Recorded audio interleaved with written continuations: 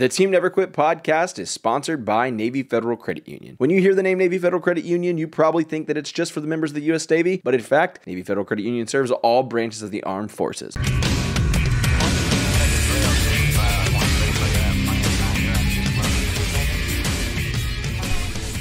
What's up, everybody? Welcome back to another episode of the Team Never Quit podcast. My name is Andrew Brockenbush, joined by John Marcus Morgan. How's everybody doing today? Andrew, Cheese Donkey. What's up? Every time he screws up, they call you Cheese Donkey. Call him Cheese Donkey.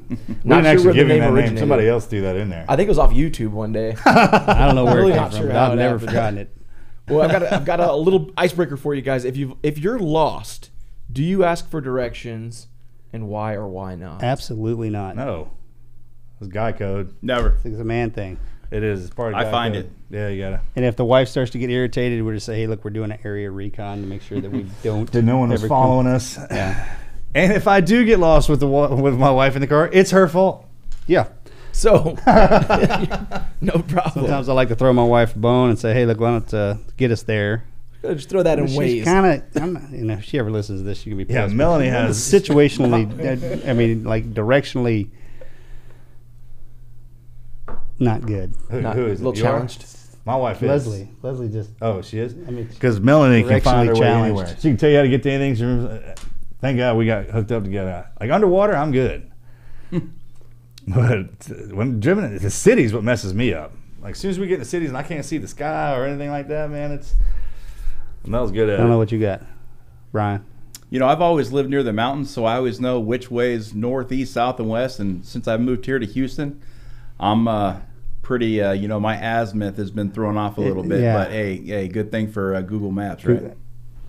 When I about was that in sucker, when I was in man? Virginia Beach and I lived there for 7.5, 8 years, I had to fire the GPS every time I left the house. Because there's a difference between knowing where you're going, your cardinal bearings, and then like how to go to a place. People are like, hey, you need to go visit this. It's like, because we had the maps back when we were kids, Like map. like a map. And Mojo got we were in a car where this kid was driving us, and we were in this parking lot doing laps.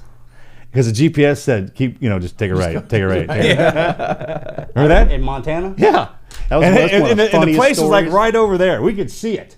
And this kid, It was Dudley. was doing.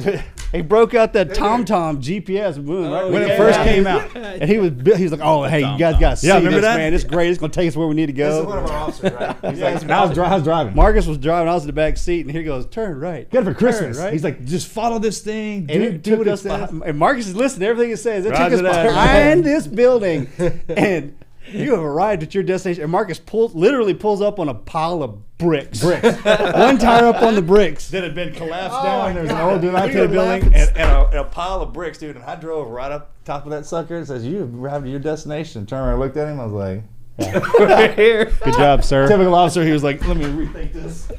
Broke some bitch out of his bag. Y'all see this? Oh my God. Dudley Do-Right, man. What a great guy. TomTom. Jeez, Awesome man. dude, That was man. funny. That was Still- hilarious. Forgot still about hanging that. one over his head. What's up, man? Yeah, no directions. Negative. Yeah, I forgot about those TomTom things. I remember one time we had one that wasn't updated, and so the roads were wrong on it or whatever. Yeah, right? Yeah, that was crazy. What's you, Andrew? I'm directionally challenged hardcore. I don't ask for directions, but I'm glad technology exists. Waze, Takes a lot of weight off being a dude, right? Apple Maps, best Yeah. friends. Oh, absolutely. Okay, so your MapQuest voice is male or female? Mail. Oh, is it? You don't notice? I don't know. The only reason I asked is, like, do you get mad when your wife gives you directions? Oh, and Carrick. Oh, and Okay, so it's a male that you have Oh, giving you yeah. directions. That's my only point. yeah, when Carrick comes at me trying to tell me where to go, because she's way more directionally capable than I am, and that frustrates me. Because it's like I should know that. I don't. No, my directions same are, way, man. she's from Australia. Oh, really? Australian Pull into the chick. car too. park. Really? Oh, yeah, I dig it. Turn right, love. Turn right. Car What about DC? Did you ever figure out how to drive around DC, or did you need your Metro. GPS there too? Metro. Oh, you took the Metro. Metro, no, I learned the Metro system. You did too, didn't you? Uber? Yeah, that's all I did was Uber. Right. Yeah. The Metros are clutch.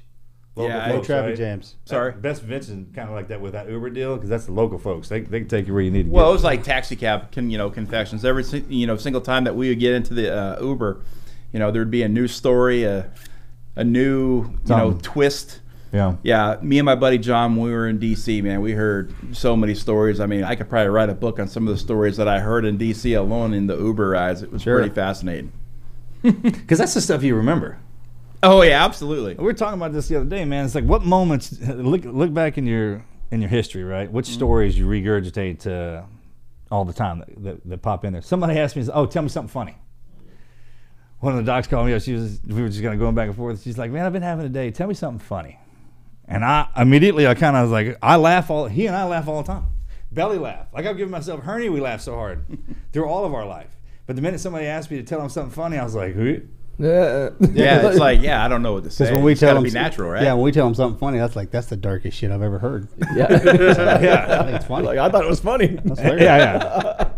So I was like, well, you got to think of some, like, always have one of those. And then ever since then, I've been thinking about what's one, like, think of something that if you sit down, no matter who you sit down next to, if you start talking about that story or that thing that's funny, everyone kind of gets a giggle out of it. It's hard. It's hard, man. I don't have one of those right now. I'm going to have to. I was like, cows walk backwards when you're not looking. Is that what you're, kind of something like that, you know? But I don't know. It's funny that you're talking about this because today's icebreaker was supposed to be, what is the funniest joke that you know? Like, and I was like, I don't think I could tell a funny joke on the spot. Like, I'd have to be prepared to tell this. So we were joke. eating lunch or breakfast at Kitty's the other day, and the Colonel and I were sitting down, and this old boy come walking up, sat down, and he started talking about this fella. He's like, you ever got one of them buddies that every time he sits down goes, hey, two dudes walking down the street, you know, or something like that, right? He's always the joke guy. Yep. Yeah, I mean, you got to have one. Yeah. He's always loaded up with them. Were we missing that dude? I feel like we need that guy. We're missing that guy. Yeah, because I don't know any jokes like that. I'm gonna start just like damn. knock jokes. I knew we need one more. You think we need one more? Yeah, we'll get one more. I think we more, need guy. Start sending in the resumes. That's right. So I mean, if you got one of those, or like start thinking about it, because they're great icebreakers. Yeah, absolutely. I mean, like used car salesman type of dude. Yeah.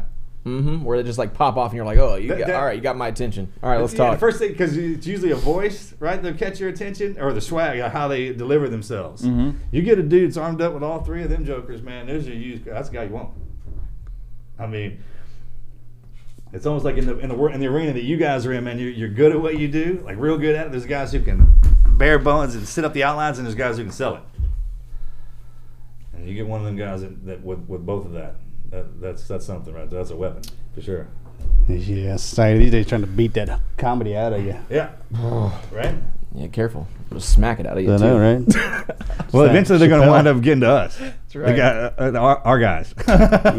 Once they intimidate all the nurses, teachers, and police officers, and then they keep searching, they're eventually going to get to the dudes like us. That's going to be a dead end street for them. That's gonna be What's the That was it, man. That's it? That was it. Oh, okay. That was a good one. It was a good one. We got a great guest in store today for you guys. Brian Talley is a former sergeant in the United States Marine Corps, was severely injured due to the incompetence of several doctors and ER staff at the VA hospital in Loma Linda, California. His misdiagnosis led to months of neglect and malpractice that eventually nearly cost him his life. He personally made it his mission to close a 74-year-old VA legal loophole and change the law to protect all veterans. Brian, welcome to the show, man. Thank you. It's quite the honor to be here with you, gentlemen. I'm really looking forward to this one too because you've honestly accomplished something. He's been talking about this. Yeah, I mean, like I do all talk the about a talking. rarity. You hear about what happens to veterans all the time, that they can't get the care they need, and they kind of just bow out gracefully. And Brian literally muscled up enough intestinal fortitude to go to D.C.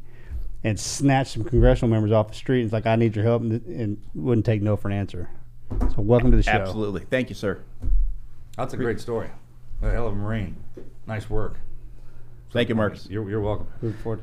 So we always like to start with the backstory. Give us where'd you come from? Who your Sure. mom and them. Sure. So I grew up in Southern California, San Diego area, and All right. Coronado area. Hey. Yeah, we know that place. Claremont, Southeast San Diego, Man, Mission when Bay. we get off the PB. plane there, it's like it's Yep. a happy time. I love going there. Everybody's Yeah, like, oh, North it's so Island. beautiful. I love North Island. Yep. It's miserable. Yeah. For me, it was nice. For you guys, yeah, probably a different story. Oh, it definitely taught me to hate the beach. It took forever to get Beach, over that. cold water, salt. And they didn't put it in the brochure. You know why everyone in California has got a suntan is because the water's so cold. They don't get in it. They just go to the beach. So Great point. here we go. Go ahead, bud. Yeah, so, I moved to Colorado when I was in high school, so kind of had a 50-50 places where I grew up. I joined the Marine Corps right out of high school. Served PCS 3 times in 5 years. And when I got out of the Marine Corps, I settled down. I started a family. I've been married now almost 25 years. Got 4 beautiful kids. A, B, C, and D. Alana, Brady, Nice. Colton, and Delaney. Marine, got to do it in order. Very nice. That's squared away. I never even put that. That's why I admit it. Yeah, I've got some building blocks here on my arm. Even better, dude. That's clever. Where'd you come up with that? I'm a Marine, man. I got A, B, C, D, yeah, right? I get it, man. Fine. There's That's an a good acronym. one. I always got to put an acronym around it. That's a good one. Yeah, A, B, C, D.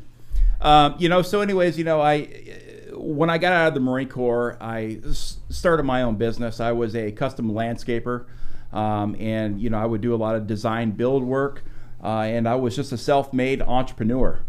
And What year? What year was this when you got out? I got out in 99. Okay. I spent a year in the reserves, and then I started my company in 2002. Oh. Okay. So I ran my company all the way Still in up until- Colorado? When I got out, I spent the next 12 years in Colorado, and then we moved back to the Southern California area in 2013. Okay. Is that where she's from? No, she's from Denver. Oh, check. Yeah, but we just wanted to. I got tired of the cold, the snow, the wind, the driven rain and hail, and I was a custom landscaper, and I was already working at some very nice multi-million-dollar communities, and I wanted to take all that experience I had and bring it back down to Southern California to get into the bigger and better neighborhoods as well, and work for some pretty self-made people. That's different life. Those 2 different lifestyles. Yeah. Colorado, San Diego. Well, I mean, it's very Maybe a lot more enjoyable working very outside. similar people. I mean, you got a lot The of lifestyle, the the same type. people, yeah. But Yeah. where you're at. From Was- the beach community to the mountains. Yeah. Was Jenny all about doing that, or is she kind of reluctant to leave Denver? Oh no. I mean, anything that we've always done, we've always made as a family, and we've always had a great relationship when it comes to communication. And no, that was great. It was mutual, and we made the best of it. So much easier when they're on board. Oh yeah. You know what I'm talking about? Oh yeah. I was Happy gonna say, wife, 'cause happy It's life. just so much easier when they're that's on right. board. As we peel this onion back on your life too, man, we should have like a Team Never Quit award that we give spouses after we interview. that'd be cool. Interview people. This is all, you Heck. automatically get it. The spouse awards. If you're a spouse of one of the guests. Wrote it down. So you were out of the Corps for 12 years when all this started happening. Let's see. It's 2002, 2000. Man, I can't add that fast. Yeah, something like that. Okay. Mm-hmm. I think so. Let's just give a brief overview. So when you get out of the military, you have that right as a veteran to sign up to be a part of the VA system, VA healthcare. Right. Correct. And or you don't have to do that. Correct. Correct. Okay. Yeah, you don't have to. You can just waive your right to do that, or you take the initiative to do that. So everything's hunky. I mean, because when you got out of the service, you were good. No issues to speak of. Not that you knew of. just besides what I got from my compensation, from the VA, from my overall rating, Right. That I had. But no, I was living the American dream. Like I said, the kids, the wife, the business, the home, in a very very nice part of the country, and everything was going great, until that one. It was a cold, gloomy morning in Temecula, California, where I lived. And couldn't get out of bed. I was in severe pain. Did you go to bed okay and then woke up? Yeah, this is the craziest thing about the onset of my injury is that when I went to bed, I seemed fine. And then in the middle of the night, I was in severe pain to the point to where it got me. I crawled out of bed and I low crawled to the bathroom where I would lay on the cold tiles trying to find some relief from the pain I was in on my back. Back pain? Correct. Yeah. And it would just radiate throughout my whole entire body.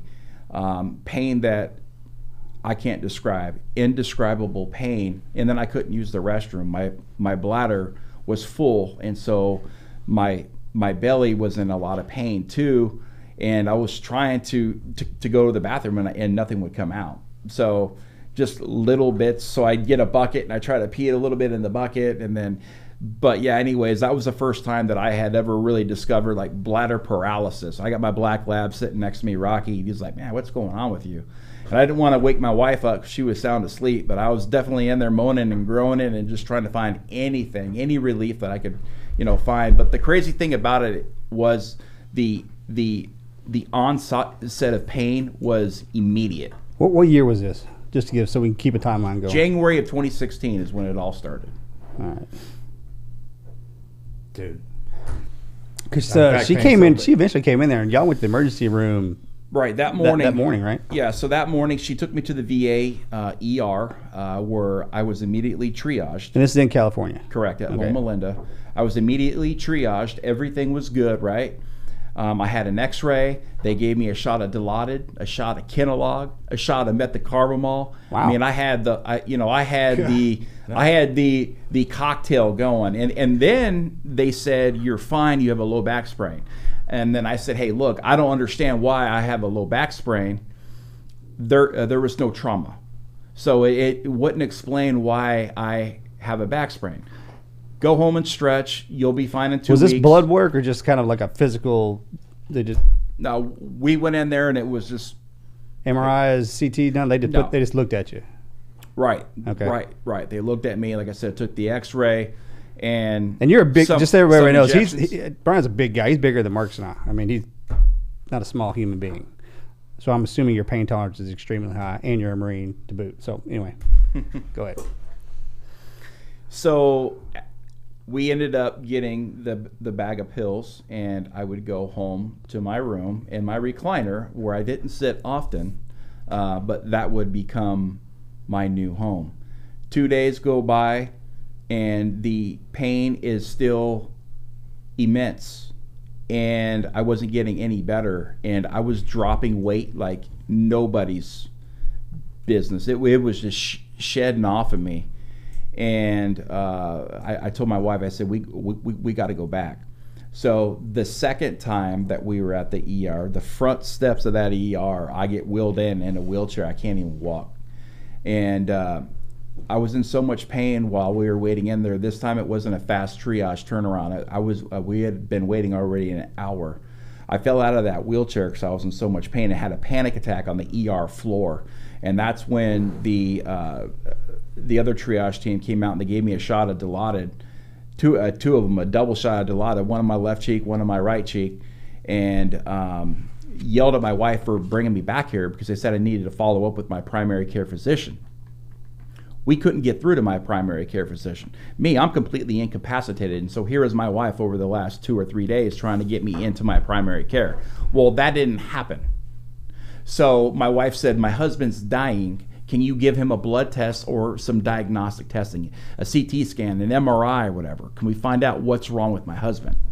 They said, he's fine. He has a low back sprain. You need to follow up with your primary care and take the prescribed pain meds and gabapentin and all the nerve stuff and all the pain stuff, and he'll be fine in a couple of weeks. Then a few days later, we're right back there again. Delayed and denied care. That's all we received. And look, I'm not anti-VA. The VA is not all bad, okay? But, at the time, I just happened to be one of those veterans that ended up slipping through the cracks. And how did it happen? I don't know. Maybe it was because they were overrun with patients. Maybe they were understaffed. But when you go into an emergency room and you are posing every red flag of needing critical emergency care, I figured we were doing everything right, and that they were treating us for why I was there. But ultimately, that would not end up being the case. So on your third visit, still no scans, no blood work? Nothing. We had a denied blood test, denied MRI. Doctor did that? I never saw a doctor. The only time I ever saw a doctor was when I was laying open 4 months later on an operating table in Scripps Hospital in San Diego. Oh, who are you seeing? All I was seeing was... Like PAs or nurses? Right. No, administrative staff. Nurse clinicians. So just registered nurses. So all of these, not only misdiagnoses, but a bunch of just wrong information. And again, a simple blood test could have really. How you getting all them drugs without ever seeing a doctor? I never saw an MD. All right. Yeah, Right. all those drugs. I mean, I 'Cause think the ones I you're think what they laying do out- is that you have the clinicians, you have the registered nurses that are filling out the reports, and then it probably goes to a doctor for a signature, and then they verify. Oh yeah, so it's a low back sprain, it's this and that, and that's how I think a lot of these prescriptions are sent out, and signed for. So third visit, no scans, no blood Nope. work. Keep going. And then that's where I went to my chair and I began to die a slow death. I couldn't use the restroom. I couldn't walk. When I did pee, I had a bucket by my side. I would slide out of my chair and I would straddle the chair and I put the bucket up underneath me and I would drip into the bucket. 45 minutes to an hour later, I would be completely relieved and I'd pull myself back up into my chair. And that's where I would spend 24 hours a day. My wife would come in every 4 to 6 hours with a handful of pills. That would be my, my cocktail to get me through to the next 4 to 6 hours. I wasn't eating. I wasn't really just in the mood for anything except for sitting in my chair and living in a completely dazed and confused state, incapacitated, just wondering what in the hell has just hit me. And still going off of lower back sprain. Yeah, and my body is completely atrophy now, and like I said, the weight's coming off, and here I was in this critical state of needing emergency care, but now I was so absolutely inundated with drugs that made me just say, who cares, right? You're just sitting in a chair and you're, again, you don't really even know what's going on because you're in so much pain and you're so doped up. And here's the family, the children and the wife are running around trying to figure out what happened to Dad. What are the doctors saying? We got to take him back. So 3 weeks later, we're now in February. My wife says, screw it, I'm going to get him an appointment to go to a private imaging center, which was hard because she had to find somebody that would write a script for me to do an MRI in Temecula. I got wheeled in there, still couldn't walk. I had the neighbors carry me down my stairs. And we get in there, and the MRI says that I have all this structural damage to my spine and that I need surgery. And at that time, we were confused. What is going on? Why is all of a sudden my spine completely looking destroyed on an MRI? And so we took that information back to the VA and said, see, there was a problem. The same VA? Right. Yeah, it went straight to the neurosurgeon and to ortho. And they looked at it and they said, okay, we can get you in, but we have about a 9 to 10 month waiting period. So we're going to schedule your surgery for December 12th of 2016. I believe it was around December 12th. And my wife immediately started to break down into tears. She goes, we can't wait that long. He's literally dying in his chair, and we have an MRI now that says that he needs surgery. And so this is when President Trump had first said, had first passed the Veterans Choice enrollment. So my wife advocated to no end to the VA Loma Linda to say, my husband needs to go out in town. If you can't get him his surgery for 9 months, I'm afraid to see what he's going to look like 9 months down the road when we're, in our first 30 days of this, and it looks like he's pretty much dead man walking or dead man rolling, as I couldn't even walk. And if I did walk, I was completely supported by a walker. But I was braille. I mean, I was getting thin. I was getting thinner by the minute. Sure. How are you even going to recover from that surgery?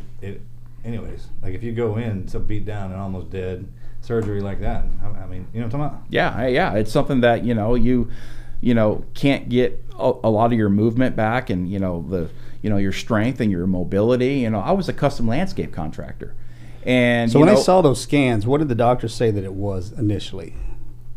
They said, well, all the jargon, it was herniated discs and all sorts of tears, annual tears, and all this, doctor terminology. But it was enough to raise several red flags. Still, no blood test, no other way. They didn't detect the infection in the MRI.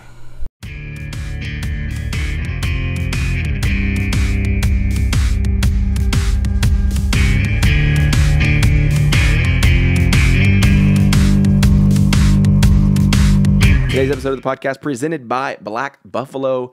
I've got to tell you guys about this company because a long time ago, whenever I was a firefighter, we used to dip or chew to pass time. It was just what you did. When you're working a job where you've got a lot of hours into it, sometimes you just need something to pass the time, all right? It's not something I've done here in the last few years, and so when they first reached out to sponsor us, I was not really sure what to think, but I had to give it a try, and I've got to tell you guys what, some of the best flavored dip I have ever tried. My favorite flavor is probably... it's a toss-up.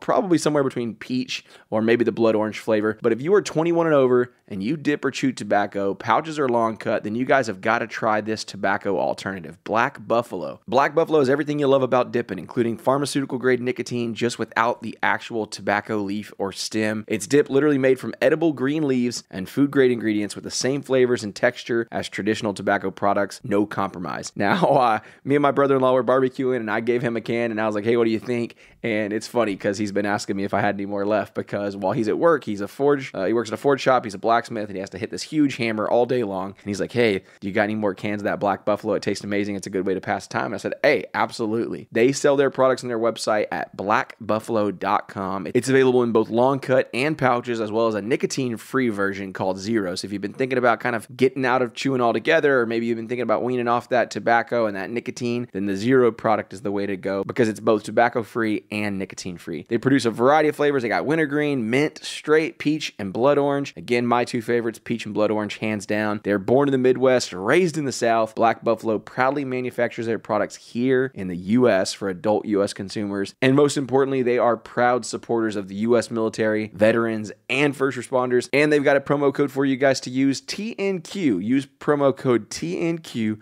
at checkout. They're going to give you guys 20% off your first order on blackbuffalo.com.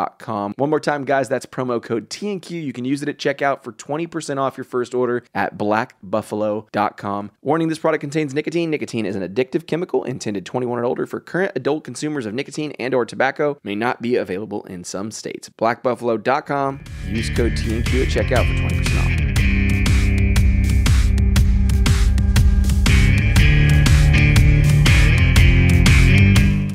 So anyways, this all gets sent there. The VA says, okay, we are going to send you out for a Veterans Choice Enrollment. So we went out and we saw the doctor out in town, a civilian, and he said, okay, we're going to do your surgery on April 30th. And it's February right now. And we're like, well, that's better than December. So we went and we did a workup with that doctor. Still no blood tests have ever been taken here. And again, we thought we were doing everything right. We thought, okay, I hurt my back somehow and now we need to have surgery. Boom. 4 months down the road. Okay. And and I spent these months all in my chair. 4 straight months is what it would ultimately end up being. 4 months in a chair where I was slowly slipping away, deteriorating, and at that point I became an absolute broken man, from my spirit to who I was as a man, as a husband, as a father, as an entrepreneur, as a coach. All that it was all slipping away from me as the anxiety and the depression further mounted. 4 months with not working. Started to think, am I going to lose my business? Am I going to lose my home? My wife was doing so much work behind the scenes to keep the family afloat, to do everything that she could do to stave off financial ruin. Credit cards started to get stacked up, and ultimately we had the surgery in Scripps. I was opened up by the physician there, and as I laid open on the table, they found a surprise, and the surprise was my spine was oozing with inflammation. And the doctor, the surgeon, told my wife, and I quote, "Your husband's spine looks like it has been moth-eaten." At that time, he stopped the surgery for a few minutes, and he called in the Scripps Hospital infectious disease doctor, where he came in and said, "Okay, I don't know what it is, so we're going to test him for everything. Bone cancer, you name it, everything under the sun." So they started cutting out everything, replacing some discs here, putting in the hardware, and a lot of the stuff was disconnected, if you will. Bladder is jacked up. That's from the swelling, right?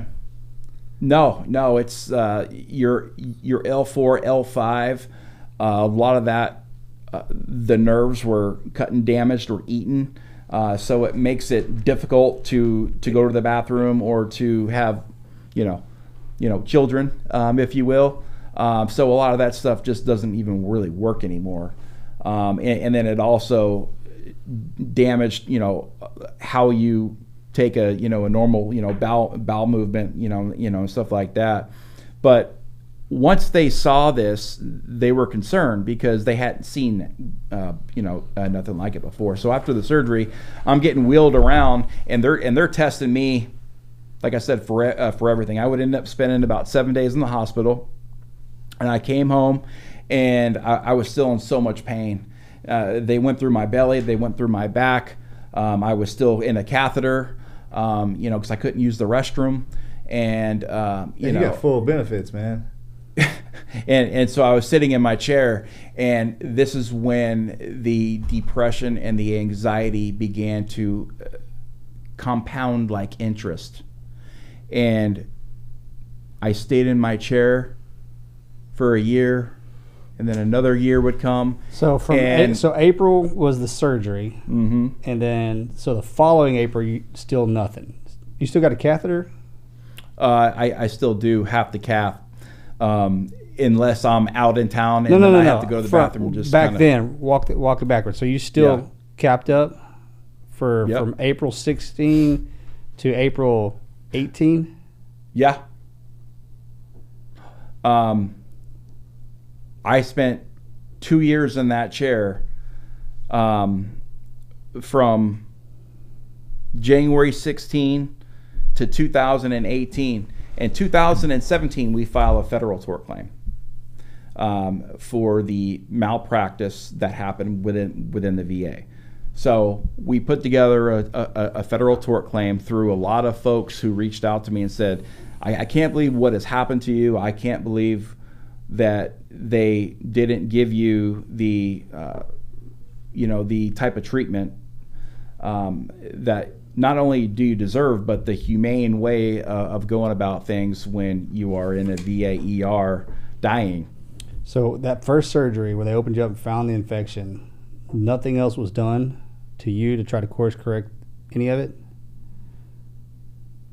No, all of that, what happened was all permanent injuries that was suffered in my spine. What did they end up saying the infection was? How did you get that? They don't know.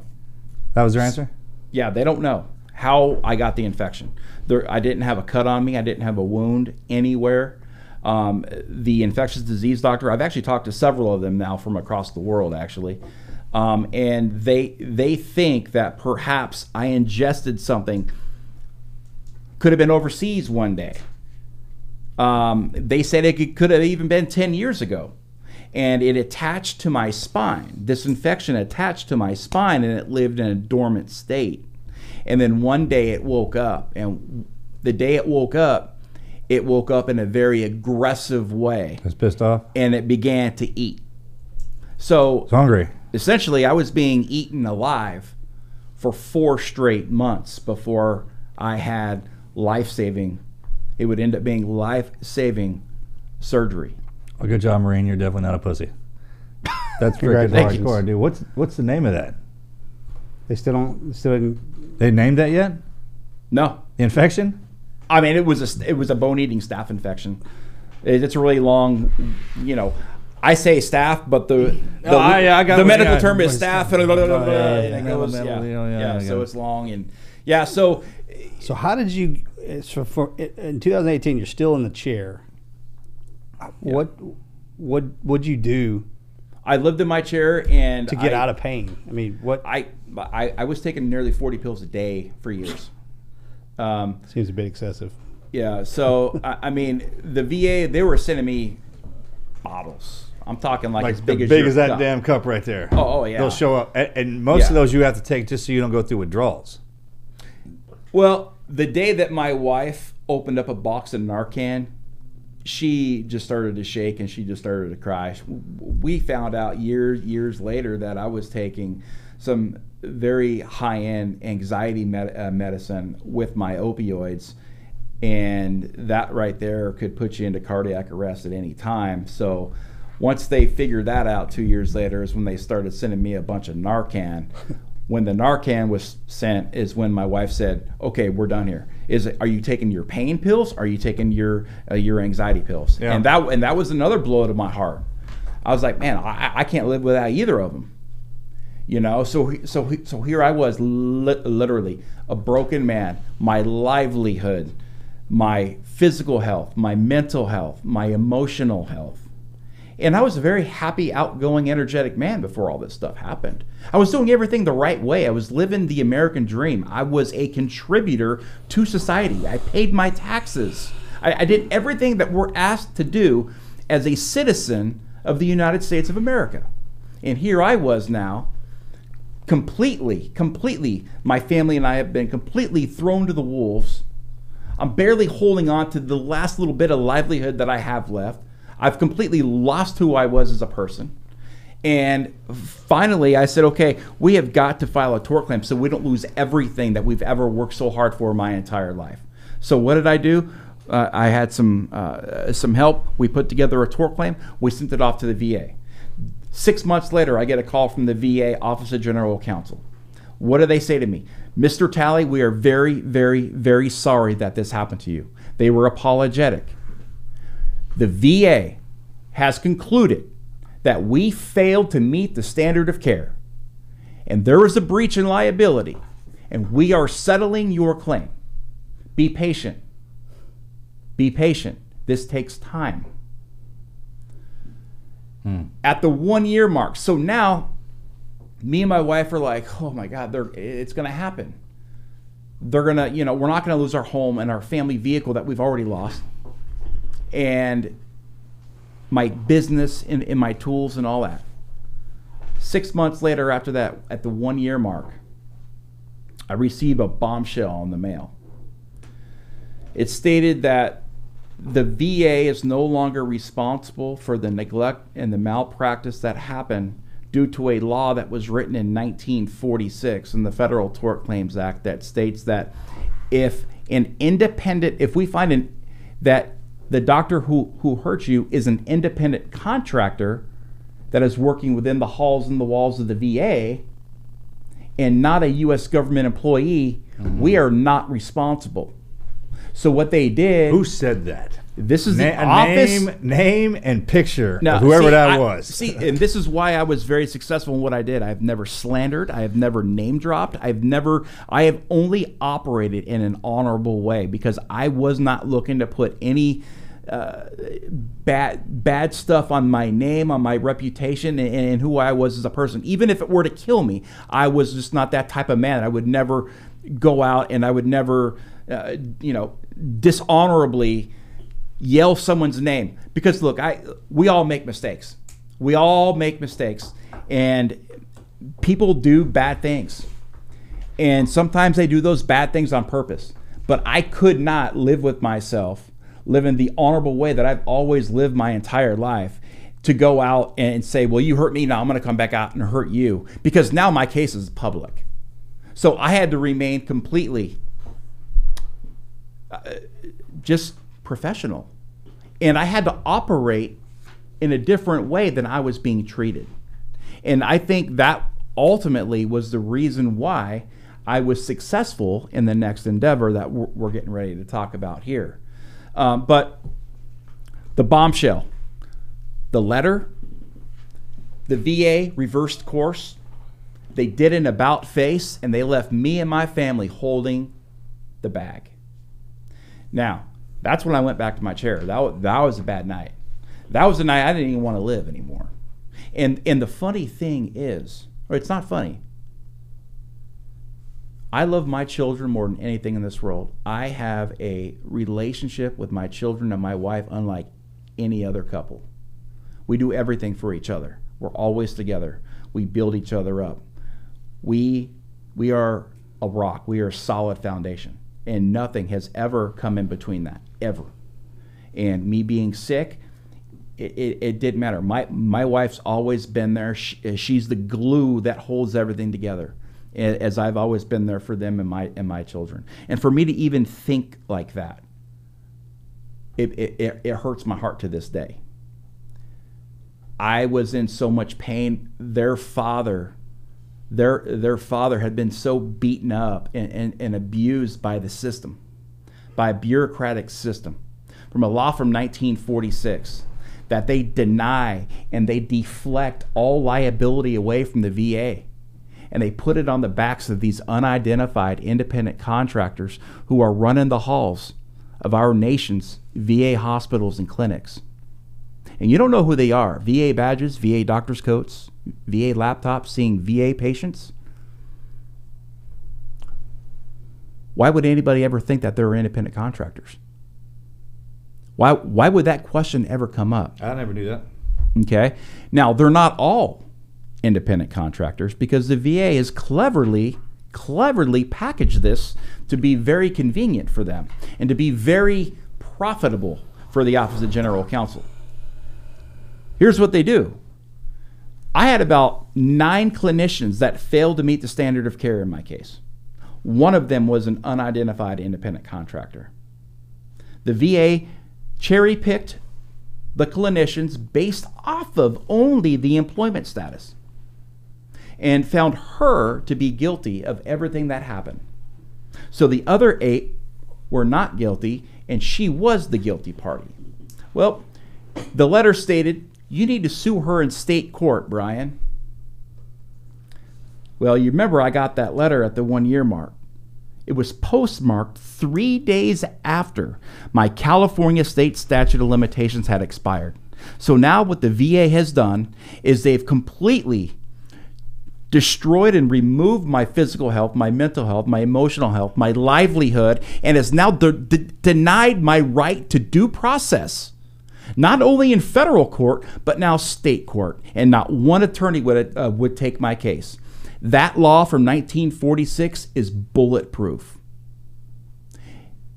There's been thousands, tens of thousands of veterans who have been absolutely destroyed. Their lives and their families and their livelihoods absolutely destroyed by this egregious practice.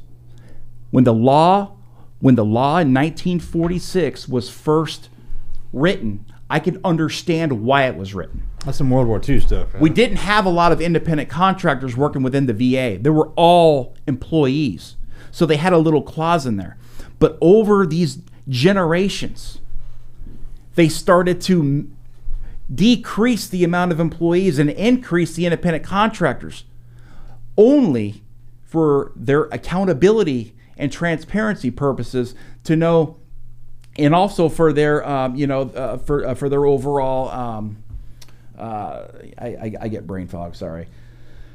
But they do that in an effort to see their way out of these malpractice cases, and they put it all on the backs of these independent contractors. So that's where this whole entire story for me begins. And people say, what's the crazier thing, surviving a bone-eating staph infection for 4 months that you should have died within the first 10 days, or what you were getting ready to do in your most weakest and vulnerable time in your life? So I'm sure they strategically mailed you that letter 3 days after the statute of limitations was out. Well, it certainly seemed that way, and everybody I talked to says, yep, that was done on purpose. And at that first time that they called me to tell me that we failed to meet the standard of care and we're settling your claim, and to be patient. That whole be patient part was okay, cool. Whew. You know, we have a sigh of relief. We can, you know, I could start focusing on my health, even though I still spent that next 6 months in my chair.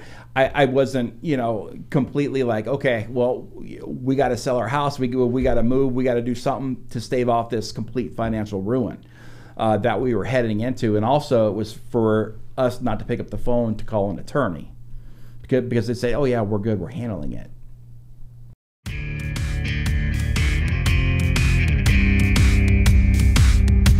We are supported by 10,000. Listen, guys, I am sure that being a father is a great thing, but there is no reason you need to look like a dad when you go to the gym. You don't need to be wearing your Velcro shoes, your knee-high socks, and your shorts that look like they're 2 sizes too big, or maybe they're cargo pants. I like seeing dads work out and staying healthier just as much as anyone, but I also want to make sure they look the best and perform their best while they're in the gym, and that is where 10,000 comes in. They make some of the best gear on the planet. Seriously, I love the products that I've got from them. I didn't realize how important a good quality pair of shorts were until I started wearing 10,000's product. If you're thinking about getting your dad, your significant other, your brother, an incredible Father's Day gift, 10,000 has the shorts for every dad out there. They've got shirts, they've got shorts, and everything they create is made with incredible quality. It is the highest quality, best fitting, and most comfortable training shorts I've ever worn. I've been wearing their 7-inch interval shorts and their versatile shirt. Their interval short is the most popular and most versatile style, perfect for those gym days, hiking, short runs, hit, and backyard workouts. Tons of great features, anti-odor protection, no bounce pockets, breathable and lightweight shelf fabric. They've even got an optional liner that is very comfortable, prevents chafing, which is great for the big guys. And their versatile shirt is the perfect workout shirt. It's lightweight, it's breathable, and it is durable.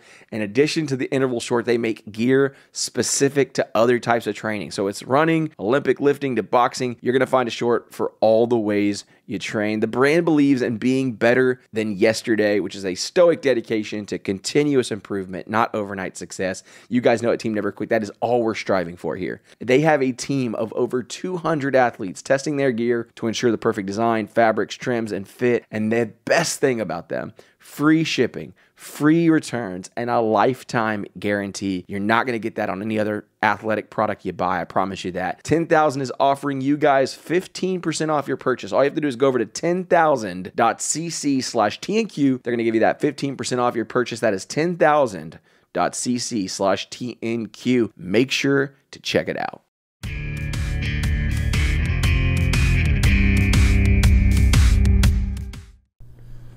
Where did you push the letter, and where did this go? Okay, so I took a week, and I was in a very, very, very bad place. I had been in a bad place now for over 2 years, you know, and so I went to my congressman. Who's that? Duncan Hunter. He's the only man's name that I've ever mentioned, not only in my book, but in the public eye, because he was my congressman. And Congressman Duncan Hunter became immediately engaged. He wrote about 5 letters calling out the bureaucracy and calling out this criminal and fraudulent tactic that the Office of General Counsel had used against me and my family. Very, very quickly after his engagement, he's making national news headlines because he's now been indicted on federal charges for screwing up in Congress. So Congress lost all confidence in Duncan Hunter, and he was forced out of Congress. So now here I was, biggest case in the country, biggest VA case in the country. I am now left with no voice in Washington. I lived in the only district of the United States of America that didn't have a sitting member of Congress in my weakest, most vulnerable time in need. I didn't have a voice. I've been railroaded here.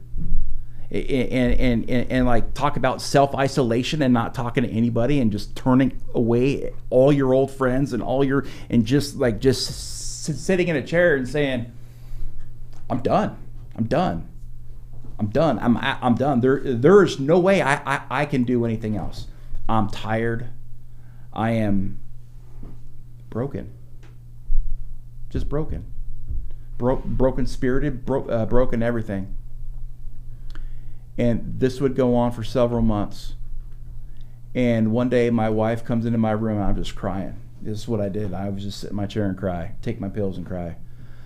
And when she came in, I said, I cannot believe that they can do this to people. I can't believe it. So she left and another week went by, and I went to my bathtub and I knelt over that sucker and I filled it up with tears, and I said, God, I'm about to do something right now that I'm going to be very fearful of and very afraid of in exposing made men. But I'm going to need you.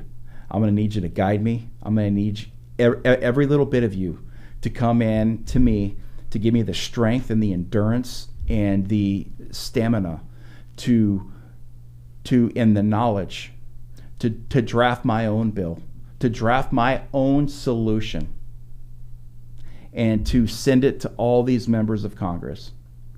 So I recruited an online legislative team from my chair in a very broken time of my life on my cell phone.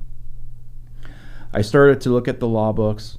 I began to put pencil to paper, and I had drawn out and drafted my own bill that I called the TALLY bill, the Brian Talley VA Employment Transparency Act.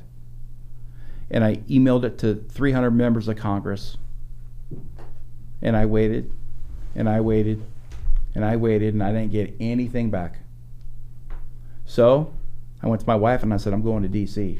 No, you're not. You can barely walk. I said, I'm going to D.C. I'm going to deliver this bill. I cannot live with myself knowing that if I don't do anything about this, there's going to be more families and there's going to be more wives and whoever loves that veteran.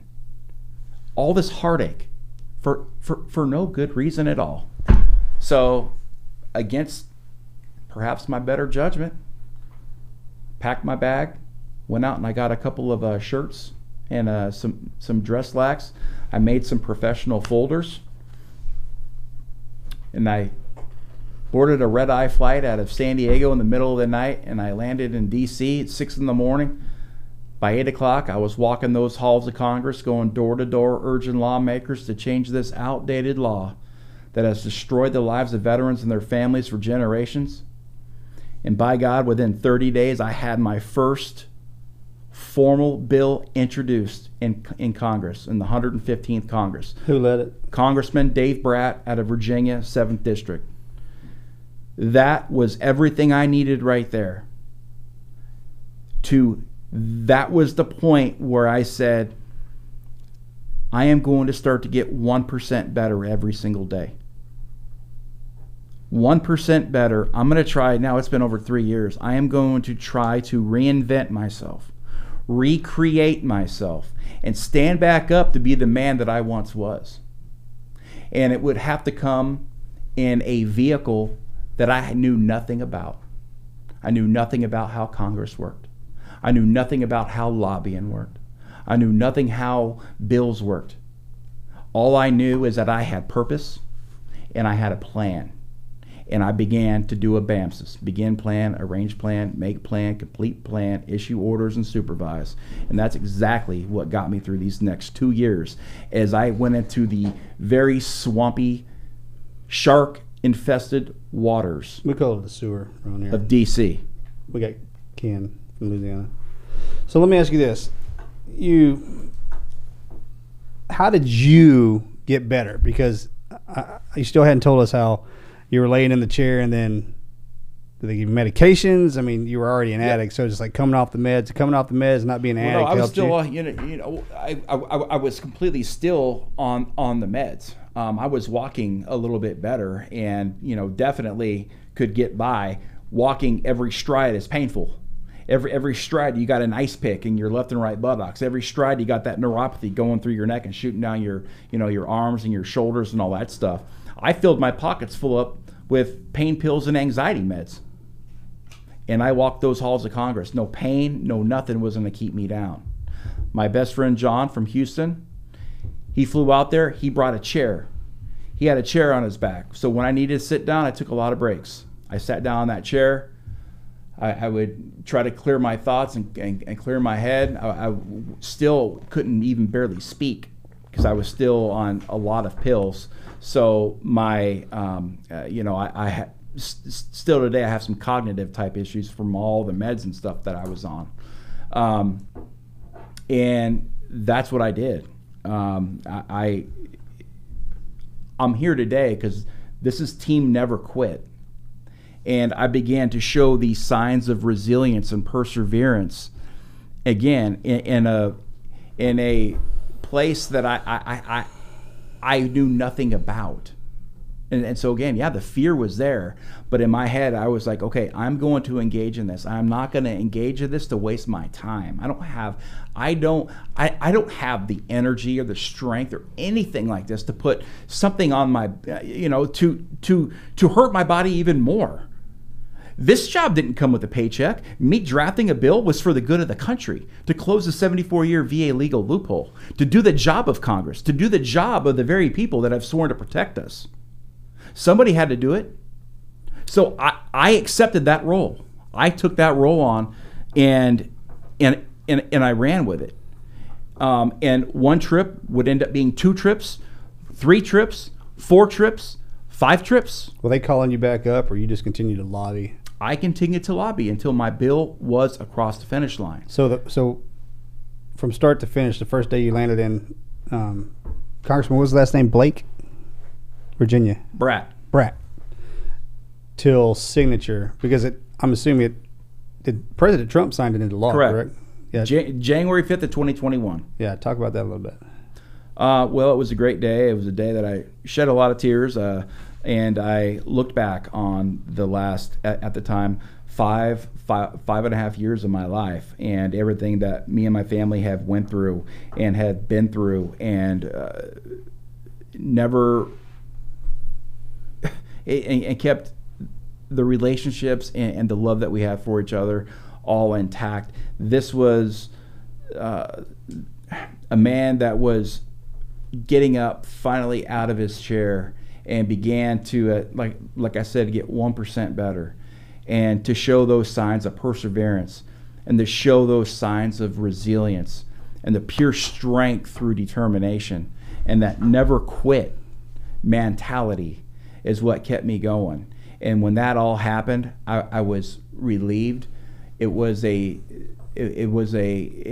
sense of overwhelming pride, and it was something that I can always be proud of. I lost my business that I loved, and I always thought that would be my legacy. I can operate equipment, and I can build some really pretty stuff, some beautiful landscapes, and my children will be so proud of their dad for giving them the life that they've always wanted to live through the pure hard work of everything that I've done in my life, and all of the things I have given to them, and and now I have this legacy of, hey, I went in there, I became my own member of Congress. Just didn't come with a paycheck because somebody needed to represent my district. And so I said, I'm going to create my own voice, and to go in there and to have all these bills in my name, introduced. I mean, I went into the most divided Congress in the history of our nation, the most divided Congress that we have ever seen in our country. And I was able to sit down with folks like Mark Meadows and Senator Blumenthal and have those folks come together. Folks like Mike Levin, Rashida Tlaib signed on to my bill. I sent it to everybody because I was representing 20.2 million American veterans. Not just Marine veterans or Navy veterans or only female veterans. No, this bill protects 20.2 million American veterans. And this bill puts transparency and accountability back into the VA. So when you look at a Democrat or a liberal or a Republican and a conservative or the independents, the grassroots, it doesn't matter. Every single person that has ever fought for our country, They all have different beliefs. So when I went in there, I killed them all with kindness. And I said, look, I'm here on behalf of 20.2 million American veterans. I need you, and I need you to come together. I had to play the adult in the room a lot of the times. Guys, we need to get this done. I'm exhausted. I am absolutely exhausted, and I can't move on with my life until we get this job done.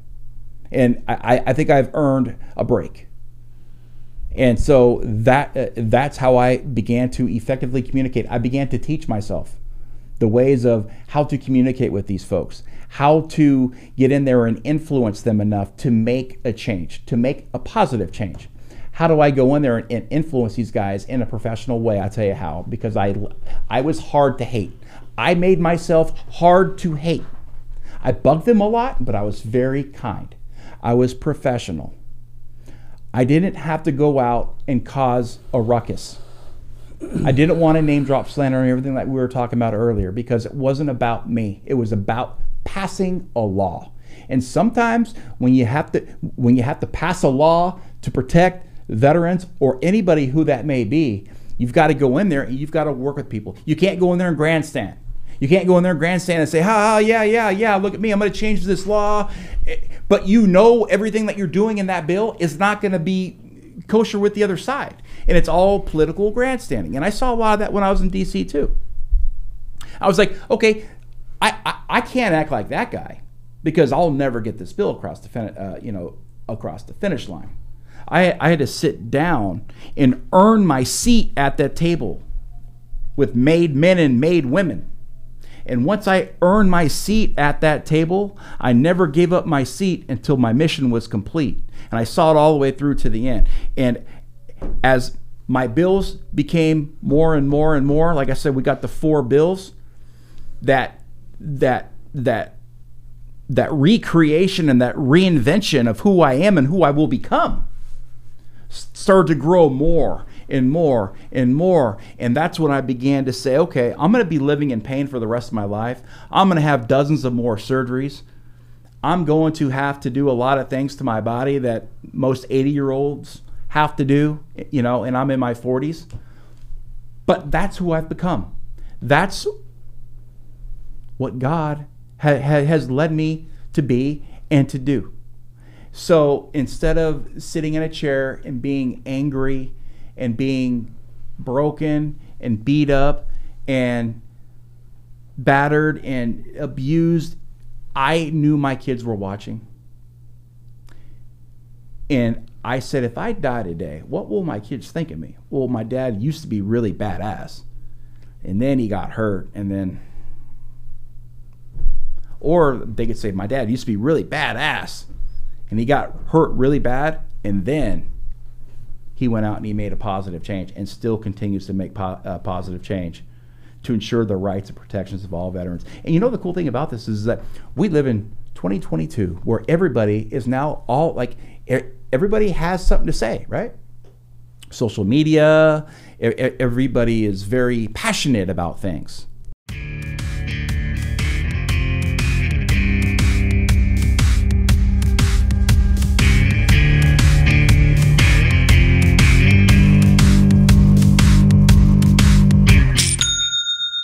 Man, there is nothing I love more than that sound. That is a sound that surely brings a smile to my face. It is the sound of another sale on Shopify, the all-in-one commerce platform to start, run, and grow your business. We've been using this platform for well over 6 or 7 years. Ever since the start of Team Never Quit, we have used Shopify because it gives entrepreneurs the resources once reserved for big businesses. So upstarts, startups, and established businesses alike can sell everywhere, synchronize online and in-person sales, and effortlessly stay informed. It's been incredible for us. We've been able to use it on the road while we were on Patriot Tour. We're able to use it every day to power all of our orders that we take for you guys, whether it's a bracelet, a book, a t-shirt, whatever it is. When you guys place an order, it's coming through Shopify. Shopify gives us all the tools to scale the business. Scaling your business is a journey of endless possibility. Believe me, when we first started Team Never Quit, we had nothing to sell. I think it was one t-shirt and maybe one book. And now we've got bracelets and temporary tattoos and hoodies and you name it, we've got it. Posters. I mean, there's so much great stuff, and we're not stopping there because success is a million milestones on a forever evolving path. I love how Shopify has the tools and resources that make it easy for any business to succeed from down the street to around the globe. I could tell you this, the reason why I chose Shopify for Team Never Quit was I knew that both myself, a very technical person, as well as the team working with the shop who might not be as tech savvy, felt comfortable using the platform. So no matter what the level of experience you have, I promise you, Shopify makes it so easy. It's been amazing to use their platform, and Shopify powers millions of businesses from first sale to full scale, including us here at Team Never Quit. You can reach customers online and across social networks with an ever-growing suite of all of their amazing channel integrations and apps, including Facebook, Instagram, TikTok, Pinterest, and more. You can synchronize your online and in-person sales. You can gain insights as you grow with detailed reports of conversions, profit margins, everything you need to be successful. They are more than a store. Shopify will grow with you. And just like all of our great sponsors, Shopify wants to take good care of you guys. So go over to shopify.com/TNQ, all lowercase, for a free 14-day trial and get full access to Shopify's entire suite of features. Remember, that's all lowercase, shopify.com/TNQ. Right now, grow your business today, shopify.com/TNQ.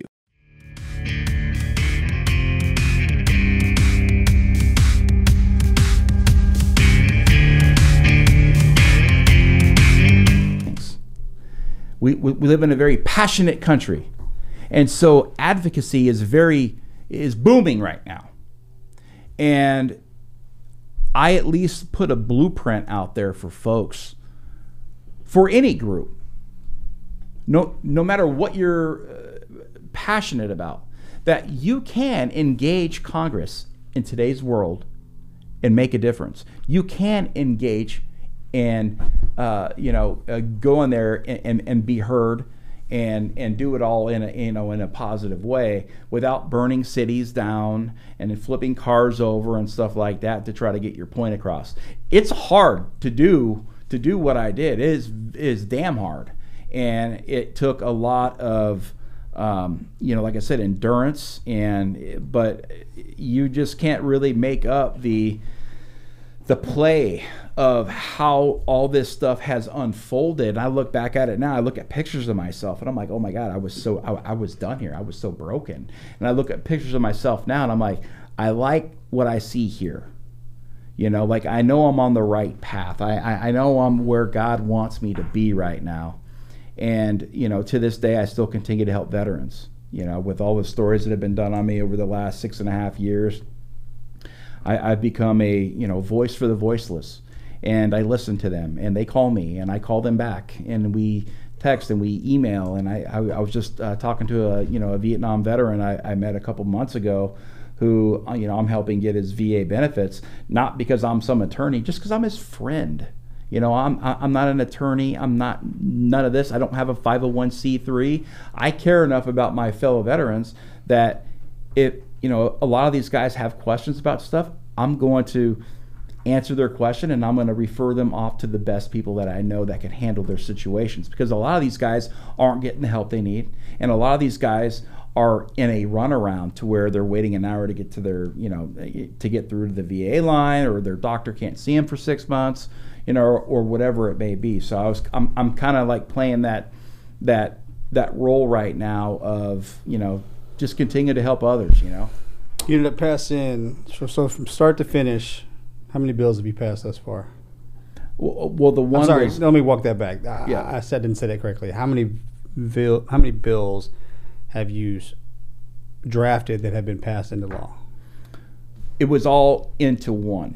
Okay, just the tally bill. Yeah, and then one of these days, I have a friend that's running for Congress, and I hope he gets elected, because if he does get elected, I'll be able to do a draft proposal on the next version of the tally bill that will be part 2 on completely closing this legal loophole. The way the law stands right now. Hey, Brian, what did you do? Okay. Prior to January of 2016, me getting hurt, the law states 1946, independent contractors and VA and U.S. government employees. If you're a U.S. government employee, we got you. If not, you got to sue in state court. But again, they hold on to that state statute of limitations. As soon as your time expires, they send you that letter. Now that doctor's not even in trouble, and they pay out nothing, and they wipe their hands of it. It's done. Now the law is this. They can no longer sit installing your claim. The VA has 30 days now to come clean on who treated you and what their employment status is.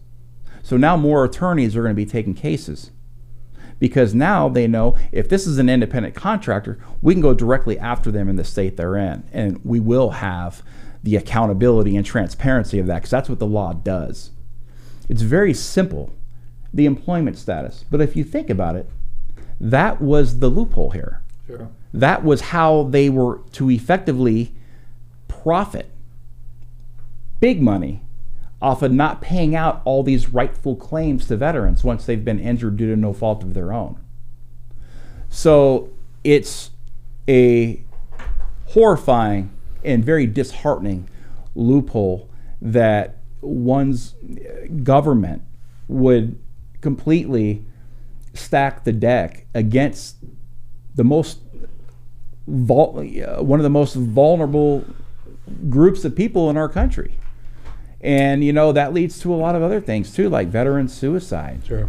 Rates, and a lot of the folks that are dying from the 22 estimated a day, a lot of those aren't a direct result perhaps of the wounds of war. A lot of it is coming home and getting put on a lot of type medicines, and then having things like my story happen and just kind of lose who you are, and then boom, you get involved in drugs and alcohol, you end up on the streets, or you end up in jail, whatever it may be. So there's a lot of different paths that a lot of people take. It doesn't happen overnight either. It's a progression. I mean, that's one thing about veterans is we're taught as military, you don't argue back, talk back, whatever they tell you, it's like roger that. Yeah. I mean, it is looked at as a military installation. And we were in, you didn't have any problem getting a medical or dental. Your ass went in there and got out. Mm-hmm. Period. It's almost as if in the VA there's three components. There's the civilian side, the doctor side, right, and military side, and then the patient. And they put the bureaucrat in front of the doctor. Yeah.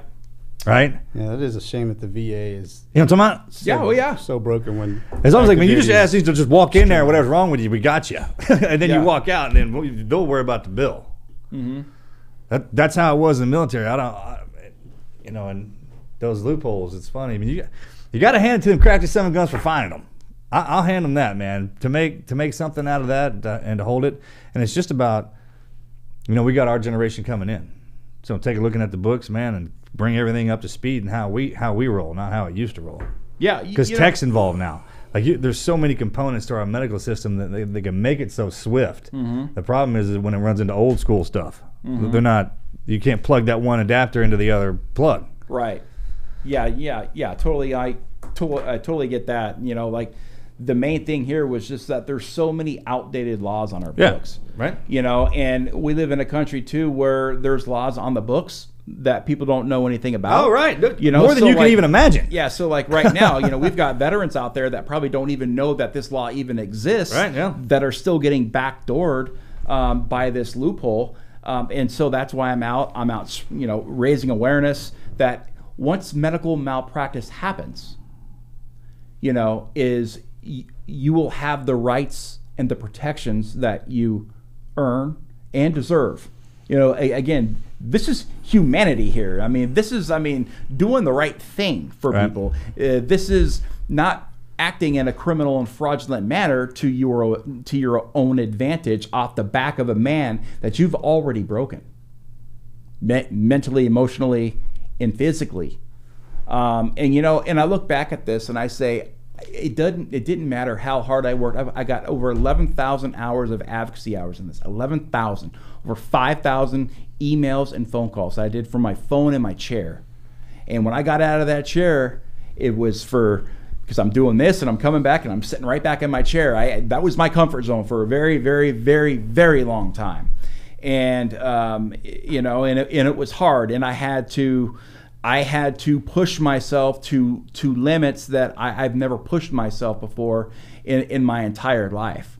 And talk about needing strength and prayer, and all that stuff. I mean, it's divine intervention. I can't believe that I was able to stay in front of Congress long enough and have 4 bill drafts in both the Senate and the House. And again, pass a law on the final day that was just completely right. That's my story. On the final day, on January 5th.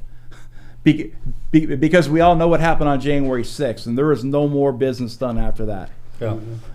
So a little gift, wasn't it?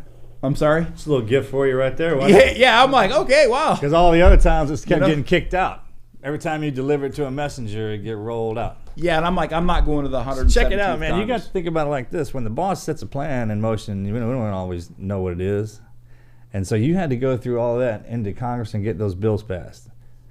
Just a normal person trying to do that's difficult.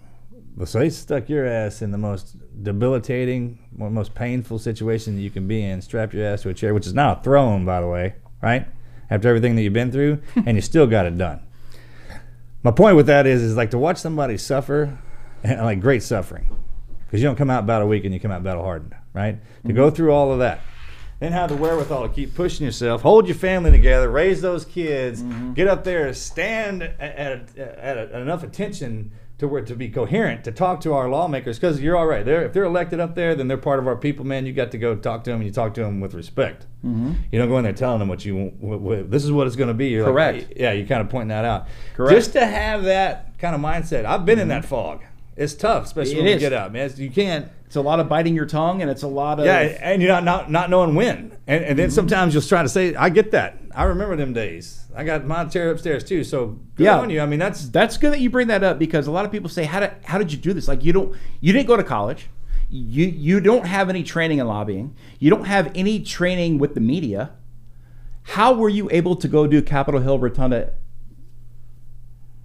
interviews with the media without like being nervous? And because I was a man on a mission. I don't know who jumped into Brian Talley's body when all this stuff was going down, because like I got strength from places. It must have been a whole nation. Holy Spirit, man. I mean, I just, I look back at it now and I'm like, I still cannot believe what we accomplished. It is one of those stories that you really can't make up, and it's a very unique story, a very rare story. And it's a story again of why I have tagged you in my post now for well over 4 years on Facebook on things that I did.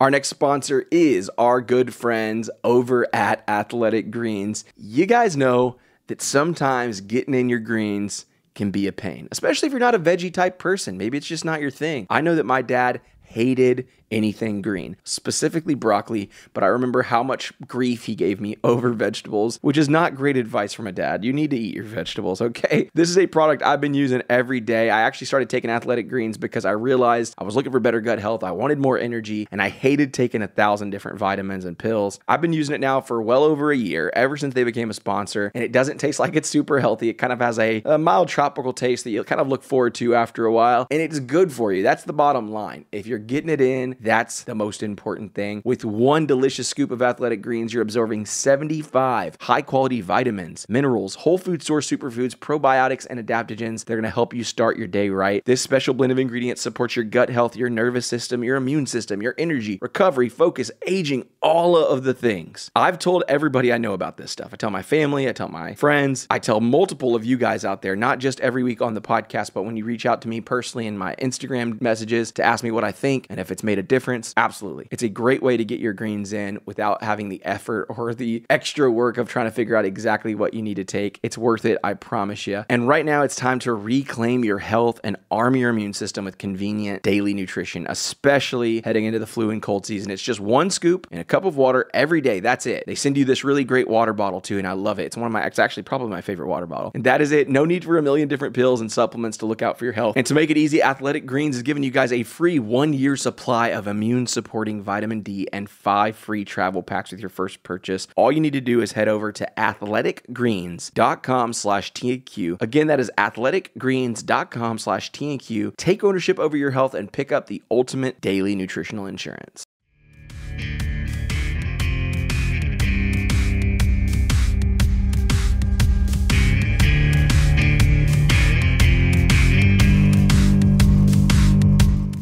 You know, I held myself accountable every single day when I was on this mission. I created a Facebook page called the Tally Bill, and every single day I would put my minutes on there, who I met with, who I called, how long it was for, motivational pictures, never quit pictures, how to advocate, how to just have a simple conversation. And again, how did you do it, Brian? How did you sit down not having this training, this formal training in advocacy and lobbying? Well, look, I'm a human being, and I'm an outgoing man by trade, and so I could talk to anybody. And that's all it's about, is a relationship. Doesn't matter what side of the aisle you're on. If we could sit down and have a simple conversation and build a relationship here and say, hey, look, this is something that we need to do, and this is something that you guys have been trying to do for a very long time. Hey, look, I'm coming in here. There's no budget with me. I'm free. So use this solution and use this draft and run it by your professional staffers and attorneys, and see what happens. And that was what we did. And I had to stay in front of these people through the Soleimani killing, and House and Senate impeachments and riots and all the stuff that was going on in our country. I still had to stay in front of the media and still remain relevant, because I didn't want them to forget about me. Hey guys, woo, hey, I got all these bills here and we got to get them passed. And so finally on that it was a day in November of 2020 is when my bill finally passed the Senate, after I went and got a Senate companion bill. And it was like I said, January 5th of 2021 is when the Tally Bill was signed into law. And I think were you there? No, okay. So I know that you've been there a few times. Mm-hmm. But it's my older, more distinguished brother. Proud of him. He's the man. He is. Yeah, working on it. You're living out. This is this is the part I've been holding on to. It's like, hey, you know how hard it is to keep your cool when you're stressed out in pain? Oh, I'm in pain right now. I have to have neck surgery in 2 weeks. Just to get out of that recliner. It's tough. Those are the up and downs, because when you get in them, you don't. It's a comfort thing. Yep. That thing kind of grinds to you, right? I remember that. But I also remember when you're traveling, how hard it is because there's so much going on in your head. It's like, because you have to consciously think about it, because that stuff will blank it out, right? And then just the wherewithal not to raise your voice. Oh yeah, yes. Because even to get your point across, like, no, I said no mustard or mayo. It's just like the little things are what kind of does you in. It's not the big ones that you would think about. So just that kind of collective. If your capabilities in doing that are amazing. My hats off to you for your. I think it's a true testament to patience. You are exactly right, and see, that's why a lot of veterans have problems right now in the VA, system, because that bearing, right? Like, you said what? And it's not on purpose either. They can't help it. Yeah, that's just they're war fighters, right? And so once you kind of raise your voice or whatever, you get red flagged. That guy's done. We're done. And I didn't want that to ever happen, and that's why I had to again kill them with kindness and make me hard to hate. Mm-hmm. By doing so, remain 100% professional, respectful, a man on a mission, and I did not stop until we had law. I would not stop until that bill successfully and effectively crossed the finish line.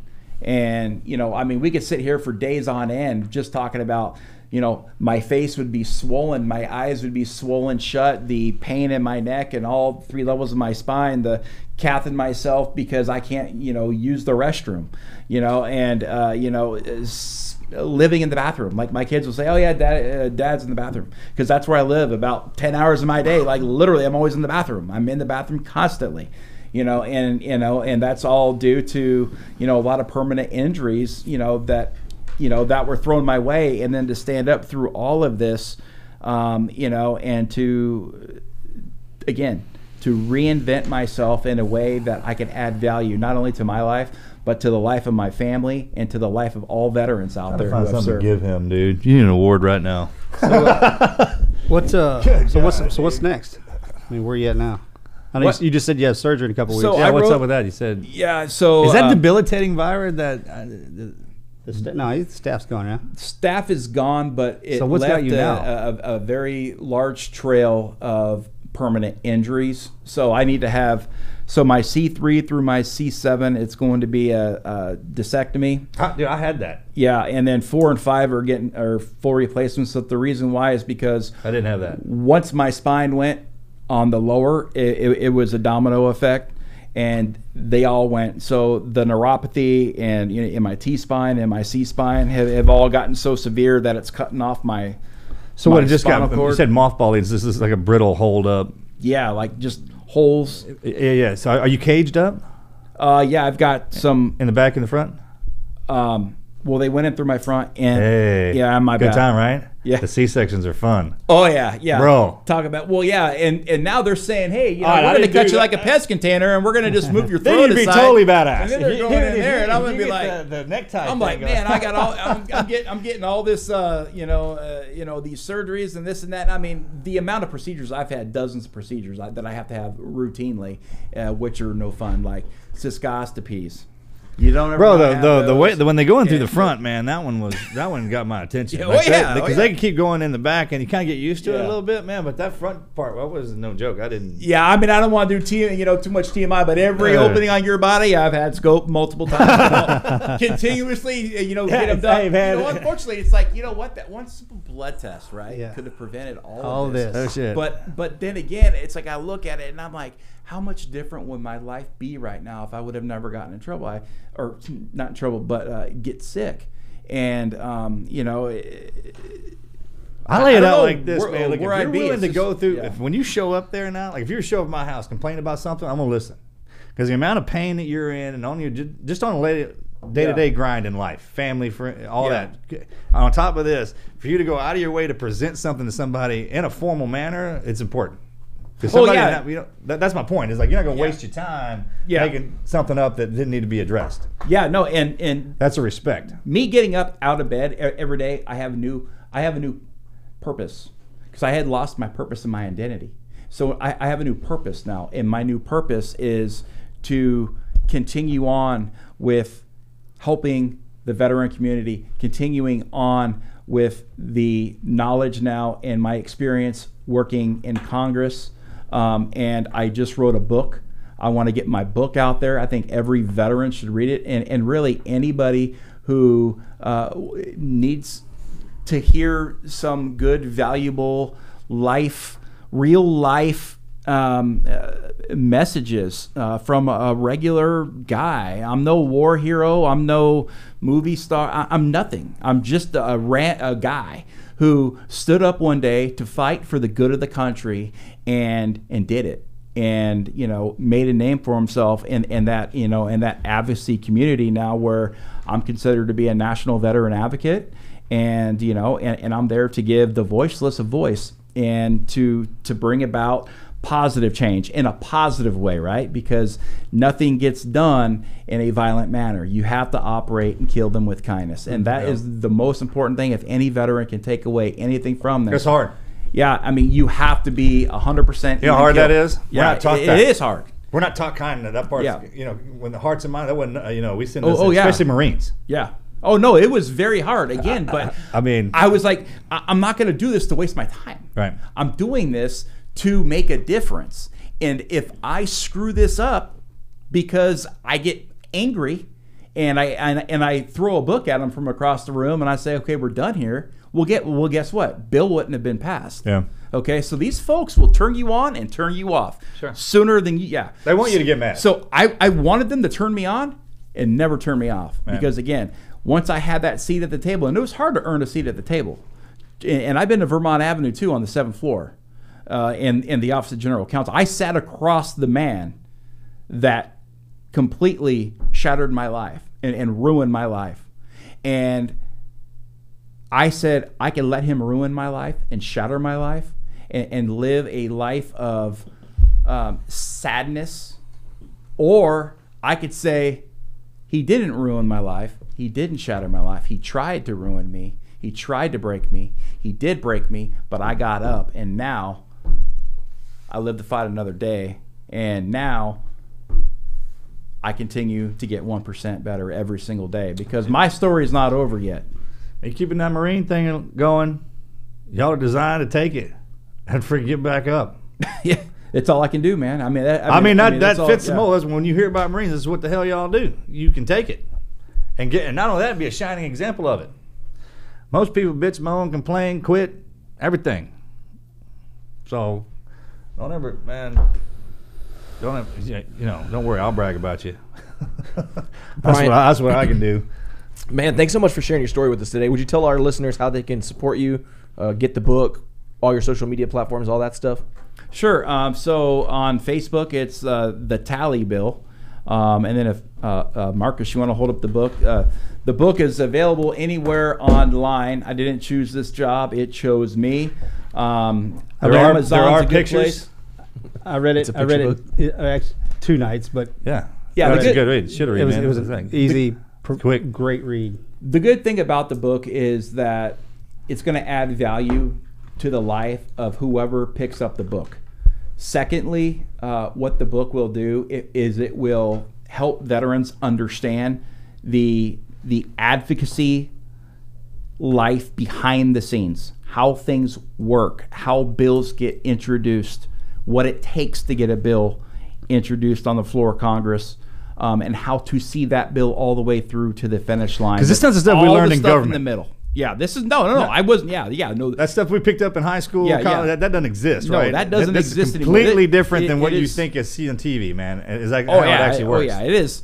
Yeah, and a lot of the times it's freaky. You're like, man, it's, you're in D.C. and you're, in there trying to, pass a bill and into law that a lot of men have profited a lot of money off of, and, Sure. and you kind of get worried, like, man, I don't want to upset anybody. I just want to protect all veterans from ever going through this. Shouldn't all veterans have the rights and protections of anybody else? Again, once you've been injured due to no fault of your own, see, that right there is the part that hurts. They already had me on my knees. And then they went for the kill shot. Yep. And that's why this bill has been so bulletproof for so long, because after that kill shot, nobody gets back up from that. But that one day... You did. I did. And I haven't stopped. And now I just live a life of advocacy. I'm a very... I live a life full of gratitude. I'm happy to be alive, and and I'm blessed and honored to share rooms and platforms now with folks like you guys who are true American heroes. You too, man. You're inspiring. He is, not me. One of the most special days of my life over the last very, very long time, when I was at Honor Cafe. And I was with my son, Brady. Great place. And, I've been going there since they opened. When I moved here 2 years ago, I started going there, and I've never stopped. They're in Third Coast. But Morgan said my name in front of that crowd. I looked at my son, and he looked at me, and I'm like, this is a good old boy here from Montgomery County, born and raised, Willis. He's got hundreds and hundreds and hundreds and hundreds of friends here, and he mentions my name, and that because I hadn't been recognized for what I've done, and it's okay, but I just was so taken back, and that made me feel so good. So that little thing you did for me isn't such a very little thing for me and my family, because we took that back home and then just sharing that moment with Brady, who has had a front row seat to everything that I've been through, and and he's traumatized too. I mean, that guy's spent months by me just emptying my bucket, and my oldest daughter, Alana, my other 2 kids. I mean, there's just so much there so I wanted to personally thank you for that, because yeah, buddy. Yeah, that definitely made me very proud, and it kind of got goosebumps. And I was like, you know what, I did it. It was kind of like one of those moments, like, yeah, I did it, and that part's over now. But I've got some energy in me still. I still have some fire in me. Oh, you'll have more. We're gonna be doing. Are you kidding me? So all that end game for your kids, going through all of that suffering, because that's why we're down here. Yeah. Right. When the end game now, they see that it's worth it. Like, you see your pops going through something, and at the end game, everyone realizes you weren't just doing that for yourself. You're doing it for taking pain for everybody else. You know what that does to our American people when you do that? Like, when they know your name and that you're willing to take pain for them, changes everything. Mm-hmm. Changes everything. You stand up and you fight for what's right. Yeah. You stand up and fight for the good of the country, for your fellow brother and for your fellow sister. And once you do that, it's like karma thing. They don't even need to know if it follows you. Like, you walk in somewhere, they don't even need to know you're in the room. Just that space will open up for you. It's a. God bless you for doing. God bless you for doing Good. all that, man. Seriously. Good job. Thank you for Marine, having me here. man. I mean, you guys are great, and and I'm very grateful for the relationship that we've built. And I'm looking forward to a second episode while I'm up there. We're still going, man. Right? You're still changing. Like, hey, look, this is what. Yeah, there's still a few. This is things what Brian and I were navigating up here in the VA. We came in to help veterans. That's our, make it right. Yeah, make it right. No, I think you're going to do very, very, very well in Congress. And I guess the only advice is to, just be you and don't change who you are. Like the mayor of Conroe said one night when I was at a event, and he says, "Hey, look, I'm speaking tonight on behalf of Morgan Luttrell. What you see is what you get from that man." And that stuck with me too. I'm like, that's true. He's always seemed like a very genuine, sincere, outgoing individual, who's passionate, who's a family man, who's got a great marriage. Wow.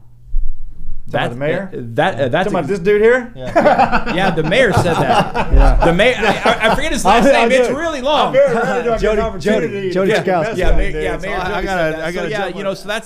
So that stuck with me, and I'm not getting all lovey here or anything like that. But we are in a time of our lives right now where being a member of Congress is.